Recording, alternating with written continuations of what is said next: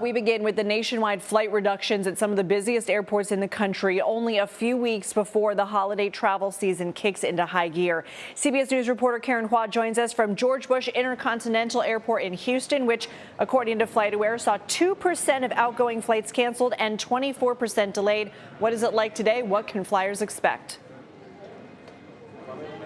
Hey, Lindsay, good to be with you. So looking outside of security, it seems pretty calm, and we certainly have not seen the long lines here that we saw earlier this week. But the FAA is saying that Houston Bush, along with other major Texas airports, also Chicago, San Francisco, D.C., we're really starting to see that domino effect of these ground delays take effect tonight. We know airlines, they're going to be ramping up the cancellations as well. It's about 4% of flights canceled right now. Going to be about 10% of flights canceled by the end of next week. So again, that domino effect is definitely going to start snowballing into more delayed and canceled flights, Lindsay. And Transportation Secretary Sean Duffy today offered more specifics for why he made this decision to cut flights, including complaints from pilots. What are we learning?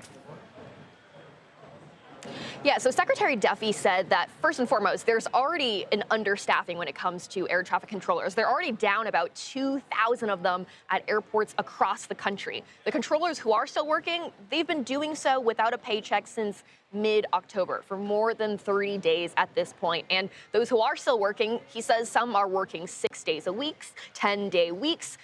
The fear, of course, is burnout here. And so Secretary Duffy says he made this decision to cut the airspace, to cancel these flights out of an abundance of caution and safety. Lindsay. Okay, Karen Hua, thank you.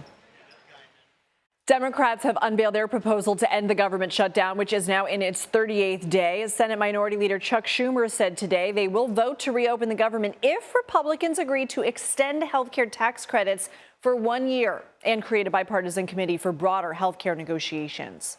This is a reasonable offer that reopens the government, deals with health care affordability, and begins a process of negotiating reforms to the ACA tax credits for the future. Now, the ball is in the Republicans' court. CBS News congressional correspondent Caitlin Huey-Burns has the latest from Capitol Hill.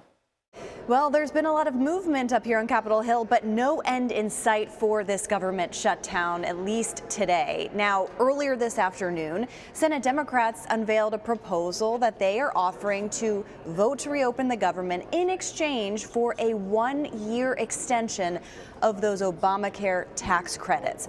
They say that they will vote to open the government if there is a guarantee that they will also vote to extend those tax credits. Now, Senate Republicans say uniformly that is a non-starter, that they said you need to open the government and then we'll begin negotiations on health care. So still, the two sides are far apart, though there are some who take this proposal from Democrats as a sign that they want to get to some kind of conclusion.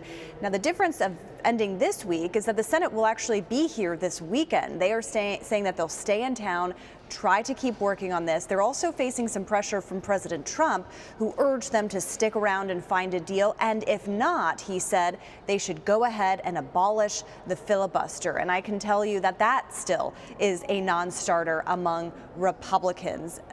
Leadership has said that they don't feel like they have the votes to go that route. So still a lot of work to do with this being the longest shutdown in American history and no signs of any ending anytime soon. Back to you. Caitlin Huey-Burns, thank you.